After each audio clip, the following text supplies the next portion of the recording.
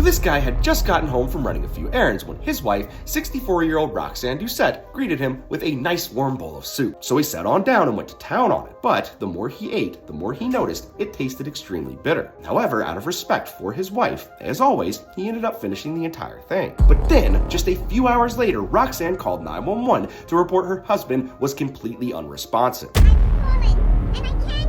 So they rushed him to the hospital to perform several tests, but nothing really seemed to make sense, and by some sort of miracle, he ended up recovering on his own. So when he finally woke up, they asked him, "What's the last thing you remember?" That's when he told them about the soup, so their daughter immediately went back home in order to confront her mother. And here it is. I promise you, y'all are not ready for the ending of this story. After finding out her mother had sent $8,000 to some random stranger online, she ended up going through her text messages. Roxanne had been speaking with who she thought was world-renowned soap opera star Thorsten Kaye. And earlier that same day, this scammer had messaged Roxanne stating that he wanted to be with her, but that she needed to off her husband first. Just a few hours later, Roxanne messaged that scammer back, stating that she had made her husband a soup with a special potion, even going as far as to talk about how she might be able to collect his insurance money. It was at this point she grabbed her mom, threw her into the car, and drove her down to the police station herself. And when they were placing Roxanne under arrest, she kicked one of those officers in the nuts as hard as she possibly could, then threatened everyone around who had seen it all go down. With that, Roxanne Doucette is currently facing charges of attempted murder in the first degree, as well as assault on a police officer and intimidating a witness.